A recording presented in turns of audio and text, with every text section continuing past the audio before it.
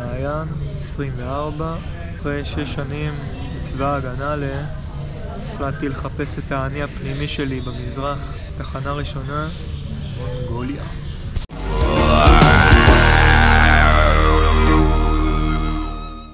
שלוש ו-40, אולן בטור.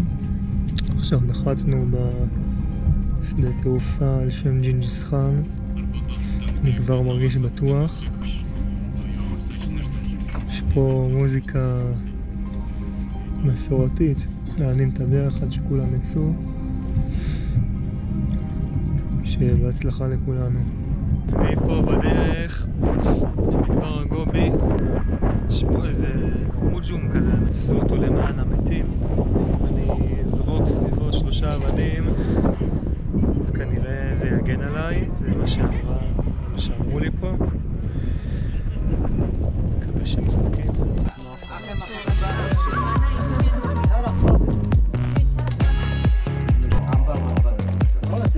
אנחנו עכשיו עוצרים בגר באמצע הדרך. גר זה אוהל מונגולי, לשתות חלב סוסים עם ערק.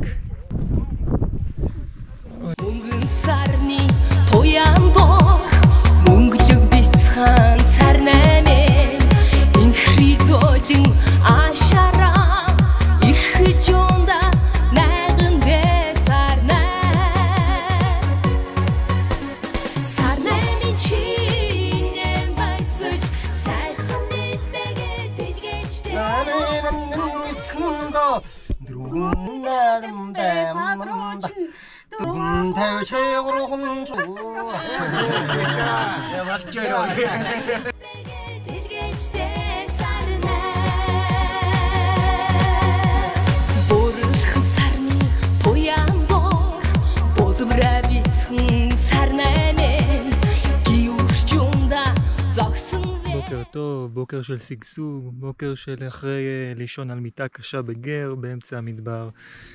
בוקר טוב של גמלים שמחכים לי מחוץ לאוהל.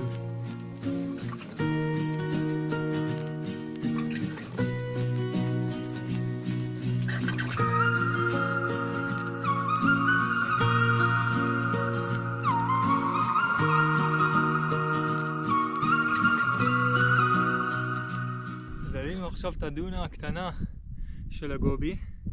א', היא לא ממש קטנה, בעצם יותר קשה ממה שחשבתי. יש פה אחלה של נוף. האם זה שווה את המאמץ? מסתבר שיש דבר כזה, דיונות מזמרות. סינגינג, סנד דיונס. דבר ראשון, למה? דבר שני, לא כזה גבוה. דבר שלישי, מעניין אם יש להם עומר אדם. שימו לנו קצת נרקוד. עשינו את זה. טיפסנו את הדיונות השרות. לא שומרות ולא מזמרות. לא שום דבר. יש קריאה.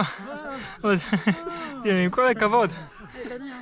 זה אחד הדברים היותר קשים שעשיתי בחיי. ועשיתי טירונות באוגוסט בשבטה. מה אני אגיד לכם?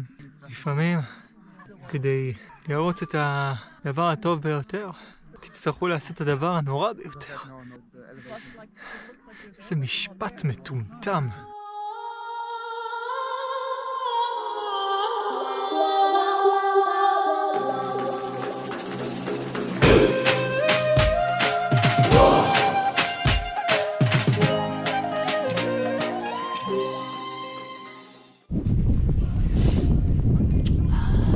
טוב, אז הגענו לתחנה האחרונה שלנו במדבר הגובי. ומה נותר להגיד למדבר הגובי? בעיקר הרבה בהתחלה, אבל אמיתית, מהלב, משהו רציני.